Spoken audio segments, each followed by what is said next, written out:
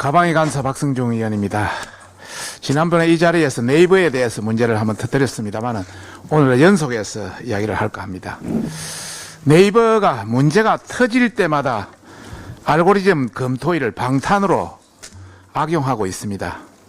인위적인 언론사 순위 개입이 모두 2018년, 2021년 알고리즘 검토위원회 소위 알검위를 거치고 만들어졌습니다. 그런데 이걸 상세히 한번 검토해 보니까 상당한 문제가 있다. 이런 차원에서 위법 사항이 있다면 관계기관의 엄정 조사가 필요하다. 이런 내용입니다.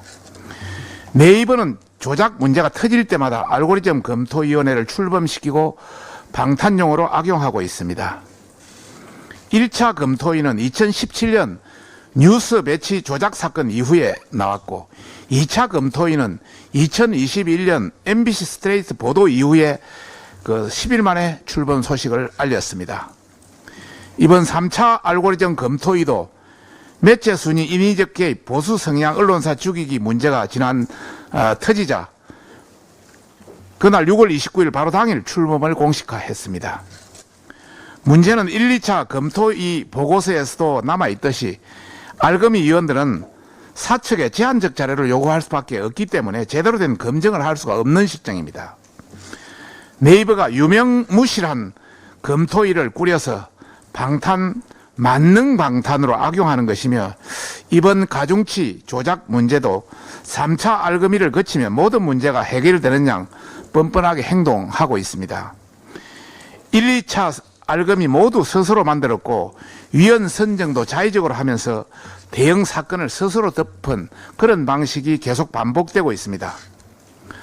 더 심각한 문제는 앞에서는 언론과 국민을 오도하는 허위 반박문을 뿌리고 뒤로는 2021년 자신들의 임의로 적용한 알고리즘 자질이 인용 남발, 셀프 인용 등 어부징의 문제가 있어 올 하반기에 변경할 계획이라고 이야기하고 있습니다. 참고로 우리가 최근에 다시 입수했습니다만은 지난번에 이 자리에서 알고리즘 검토위원회에서 매체 순위를 한번 이야기를 한 바 있습니다. 그런데 하반기부터 적용할 매체 순위를 다시 한번 보면은 조선일보가 지난 6위에서 2위로 올라왔습니다. KBS도 올라왔고요. SBS도 올라왔고요. YTN도 올라와 있고요. 동아일보도 14위에서 7위로 올라와 있습니다.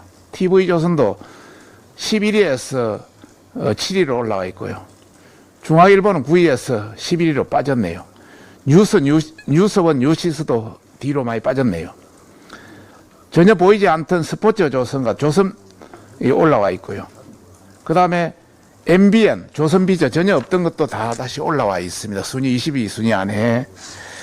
이렇게 큰 변화가 있습니다. 이는 2021년부터 엉터리 알고리즘을 적용하고 방치했다는 증거입니다. 그러면 그동안 수년간 보수 성향 언론사들을 차별 배제하고 여론까지 영향을 끼친 것은 어떻게 책임질 것인가? 이렇게 미리 답을 내놓고 손바닥 뒤집듯 국민을 속이면서 언론사를 지락펴락하는 게 가관인 상황입니다.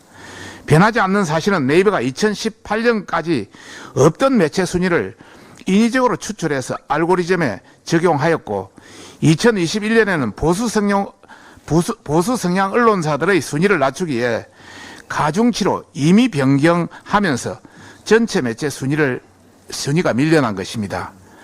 그런데 네이버가 대체 무슨 권한이 있어서 언론사를 이렇게 좌지우지하는 것입니까?